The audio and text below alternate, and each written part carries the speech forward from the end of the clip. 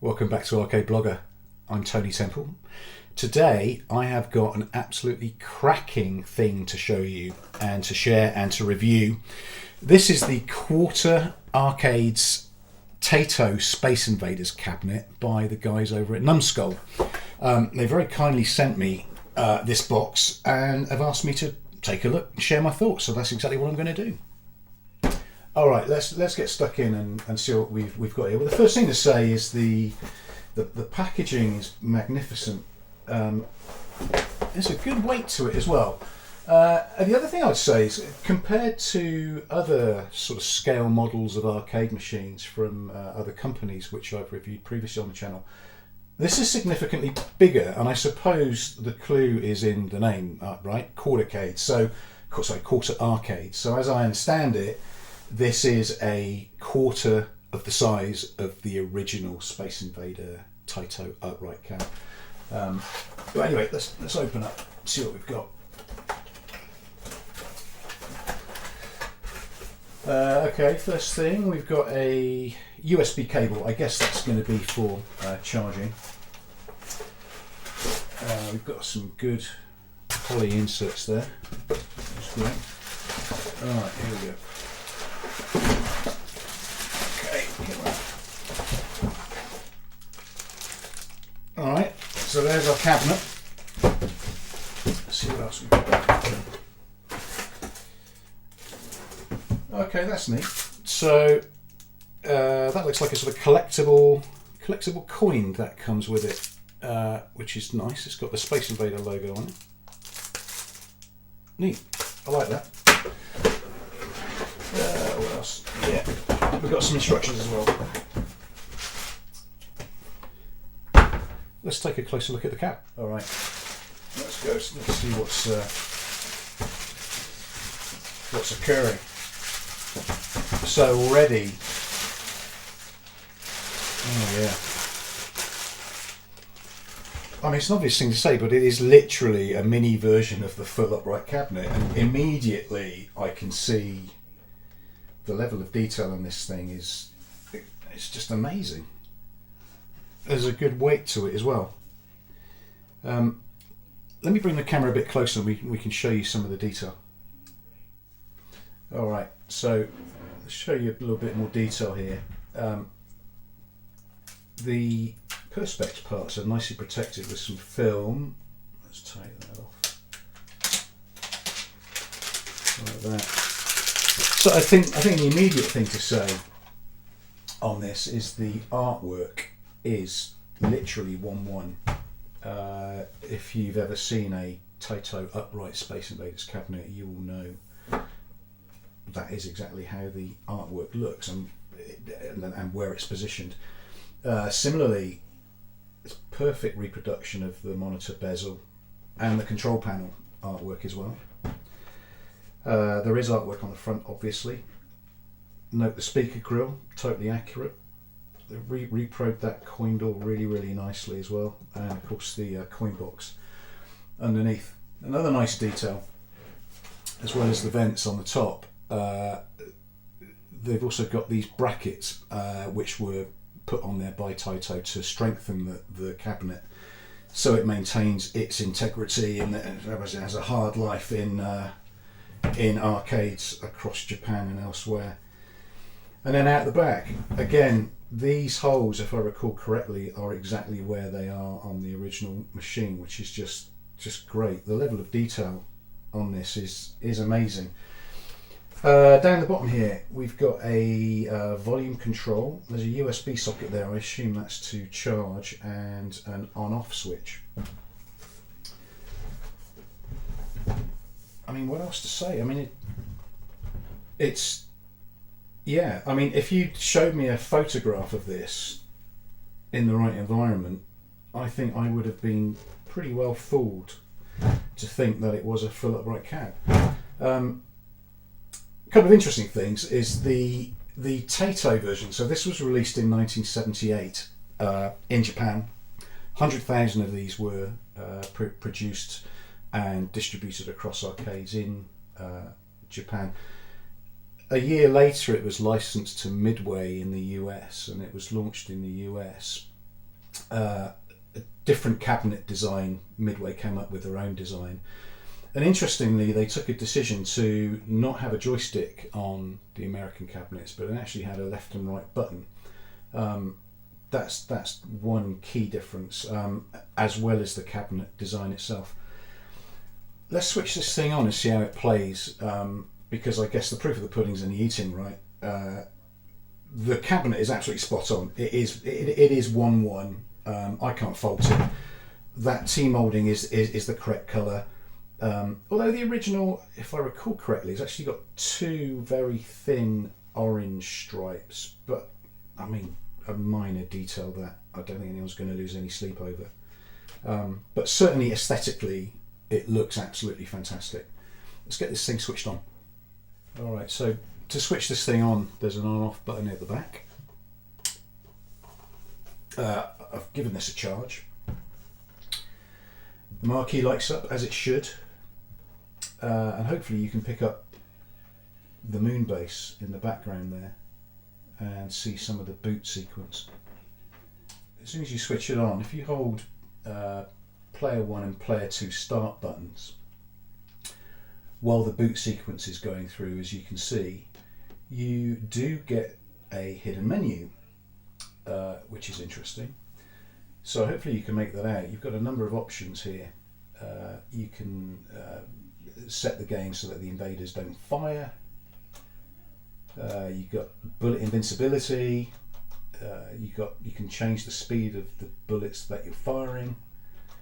Yeah, if you want to have a play around, you can definitely do that. The one thing I wanted to enable was this here, which is disable CRT. So whilst this uses an LCD panel, there is an option in there for it to emulate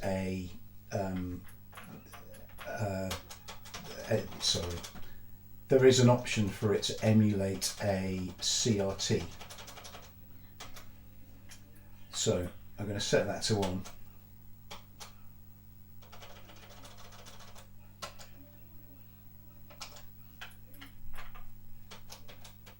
So now the game's on, I think one of the key things to a original Space Invaders cabinet is the screen setup. So unlike most arcade games where you would simply see the CRT right in front of you here, Taito had a very interesting way of doing this, in that the actual screen in the arcade cabinet is actually down there and it's pointing upwards. I don't know if you can make that out. And the actual game, if you look directly at the screen, is in reverse. However, if you look directly into the cabinet, you can see that the actual screen is reflected, and there's a backdrop there, as you can see, which is a moonscape, and so it gives this sort of floating effect. It's like a 3D effect on what would otherwise be, I suppose, a fairly mundane looking game. How Numskull have managed to emulate that, I've no idea. The development time to figure out the right way of doing that must have been pretty lengthy. But it does demonstrate the level of detail that these guys have gone into, just in terms of getting this cabinet absolutely spot on and as good as it could possibly be. I love it. I think they've pulled it off really, really nicely. That sort of floating effect with the moonscape in the background just works perfectly. 10 out of 10, absolutely spot on. So to start a game, you simply press this button here. That puts a credit in. Let's put a few in. Controls, obviously left, right on your joystick, fire button there, player 1 start, player 2 start. Let's have a quick game, see how this plays.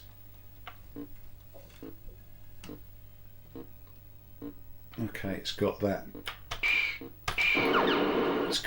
deep soundtrack in the background. Actually, Space Invaders is one of the first games credited with having a background tune.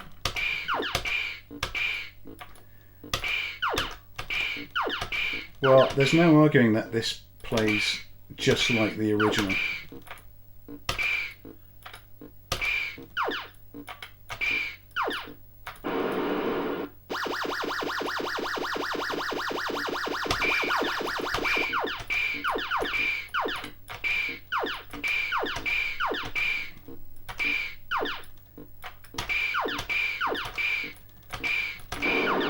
Controls are really responsive.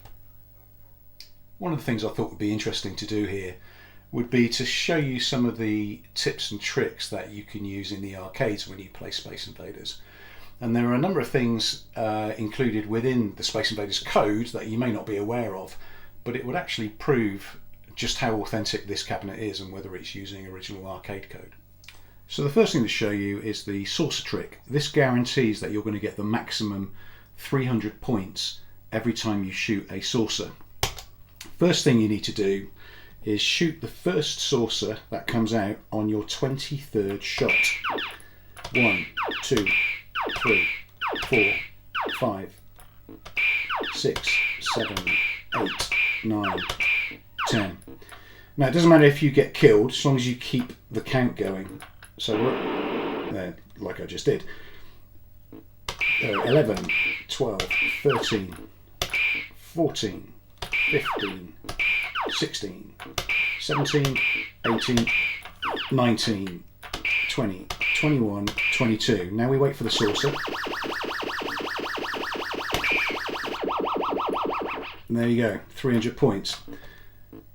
Now for the next lot of saucers, it's on your 15th shot. So 1, 2, 3, 4, 5, 6, 7, 8, 9, 10, 11, 12, 13, 14.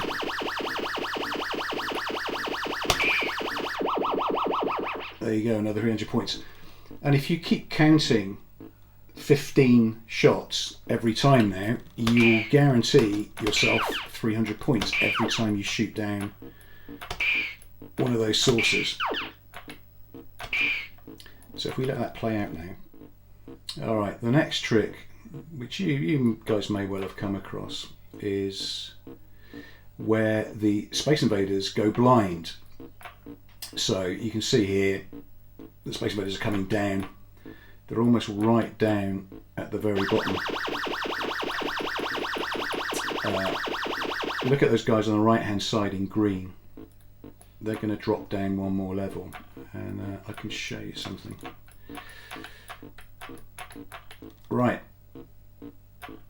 and you see they can't shoot me, but the guys above obviously can.